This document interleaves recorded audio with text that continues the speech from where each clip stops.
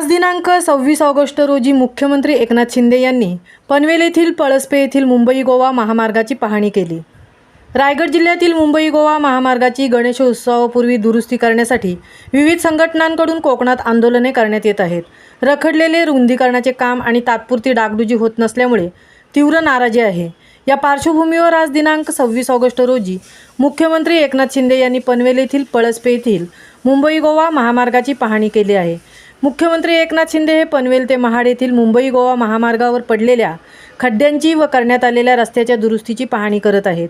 मुख्यमंत्री यांचा पाहणी दौरा असल्यामुळे आज कित्येक ठिकाणी रस्त्यावर पडलेल्या खड्ड्यांवर माती व केमिकल मिश्रित घटक भरून खड्डे बुजवण्यात येत आहेत।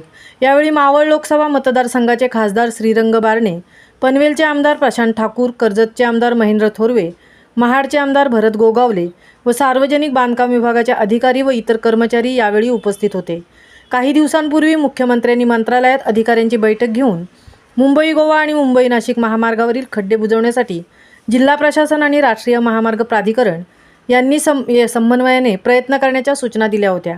बैठकीत गणेशोत्सवापूर्वी महामार्ग खड्डेमुक्त करण्याबरोबरच बायपास आणि सर्व्हिस रोड सुस्थितीत ठेवण्याचे निर्देशही देण्यात आले होते। या दुरुस्तीच्या कामांबरोबरच गणेशोत्सवानिमित्त इतर उपाययोजनांचीही मुख्यमंत्री एकनाथ शिंदे यांनी पाहणी केली आहे।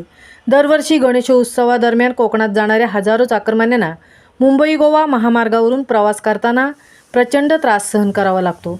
चौपदरीकरणाचे काम सुरू असल्याने या महामार्गावर वाहतूक कोंडीचा त्रास कायम आहे।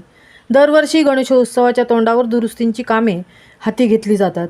यंदा गणेशोत्सवाला काही दिवस शिल्लक असल्यामुळे तात्पुरत्या डागडुजीचे काम लवकर पूर्ण करावे यासाठी माणगाव येथे नागरिकांनी महामार्गावरील वाहतूक रोखून चक्काजाम केला होता। महामुंबईसह मिलिंद खारपाटील, पनवेल।